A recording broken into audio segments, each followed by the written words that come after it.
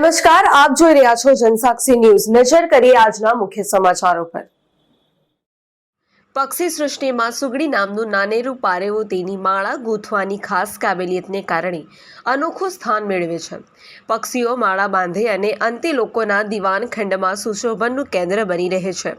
Cement કોન્ક્રીટના જંગલોના વ્યાપ સાથે સુગડીએ આમ તો અવાવરૂ જગ્યાએ માળા બાંધવાની શરૂઆત કરી છે। સુગડીના માળાની આંતરિક બાંધણી અને બાહ્ય દેખાવ આર્કિટેક્ચરની દ્રષ્ટિએ બેનમૂનના નમૂનારૂપ બની રહી છે। સૂખા ઘાસ અને તણખલાની મદદથી સુગડી તેનો માળો ગૂંથે તે સમગ્ર પ્રક્રિયામાં એક સપ્તાહ જેટલો સમય વીતી જાય છે। બાહ્ય વર્તુળાકાર દેખાવ ઉપરાંત આંતરિક વ્યવસ્થામાં આગવી સૂઝે માત્ર સુગડીના માળામાં જોવા મળે છે। માળાના નીચેનો ભાગ પ્રવેશ દ્વાર, ઈંડા માટે માળાની અંદર વર્તુળાકાર ભાગ અને માળામાંથી બહાર જવા માટે અલાયદો માર્ગ ન કેવળ સલામતીની દ્રષ્ટિએ બલકે ઈંડા કે તેના બચ્ચાઓ માટે હૂંફ પેદા કરે છે। સુગડી મોટા ભાગે કાતરા ઝાડ ઉપરની ડાળીઓ ઉપર માળો બાંધે છે, જેથી સાપ કે અન્ય પક્ષીઓ ઈંડાને નુકસાન ન કરી શકે। બાંધકામ ક્ષેત્રના કસબીઓ માટે વર્ષોથી સુગડીનો માળો સંશોધનનું કેન્દ્ર બનીને રહ્યો છે। પક્ષીઓની સૃષ્ટિમાં સુગડીનો માળો આથી જ બેનમૂન બનીને મોખરાનું સ્થાન પામે છે। ત્યારે હાલ અંકલેશ્વર પંથકમાં સુગડીના માળાએ ભારે આકર્ષણ જમાવ્યું છે। આજે આપણે પક્ષી જગતમાં એક એવું પક્ષી કે જેનું નામ સુગ્રીવ તરીકે આપણે ઓળખીએ છીએ, જેમને બાયા વિવર તરીકે પણ ઓળખવામાં આવે છે અને જેને આપણે લોકલ ભાષામાં સુગરી અને દરજીડો તરીકે પણ ઓળખવામાં આવે છે, કે જે ચકલીથી થોડું મોટું એવું એક પક્ષી છે।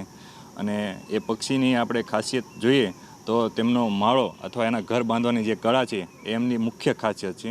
આપણે જોઈએ તો એ પોતાનું ઘર ચોમાસાની સિઝનની પહેલાં એવી રીતે બનાવે છે કે તેમાં પાણી પણ જતું નથી અને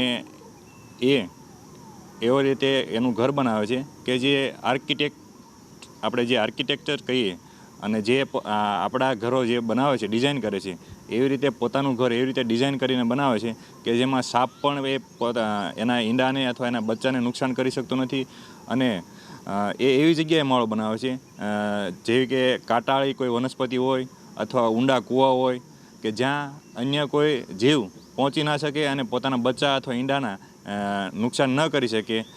એવી રીતે એ એના ઘરનું લોકેશન શોધે છે અને પછી માળો બનાવે છે અને એ માળો એટલો અદ્ભુત બનાવે છે, કુદરતે એનામાં એટલી અદ્ભુત ક્ષમતા આપેલી છે કે જે એક આર્કિટેક્ચર તરીકે કામ કરી અને પોતાનું ઘર એવી રીતે બનાવે છે કે જેમાં પોતાનું બચ્ચાનું રક્ષણ અને પોતાના ઈંડાનું રક્ષણ એ ખૂબ સરસ રીતે થાય છે।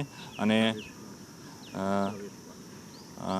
એમાં અત્યારે પ્રવેશવું હોય તો સાપને પણ પ્રવેશવું હોય તો એને દરવાજો મળતો નથી, એવી રીતે એ પોતાનો માળો બનાવે છે। અને આપણા ઘરની આજુબાજુ અથવા કાંટાળા જે ઝાડ હોય તો એવા ઝાડ ઉપર મુખ્યત્વે એ માળો બાંધે છે। અને આપણે એક માનવી તરીકે આ જે પક્ષી છે તો એનું સંરક્ષણ થાય એવા પ્રયાસો, એને બચાવવાના પ્રયાસો એ આપણે કરી શકીએ અને આપણે એક કન્ઝર્વેશન તરીકે આપણું પોતાનું યોગદાન આપી શકીએ। પિન્ટુ મોદી, જનસાક્ષી ન્યૂઝ, અંકલેશ્વર।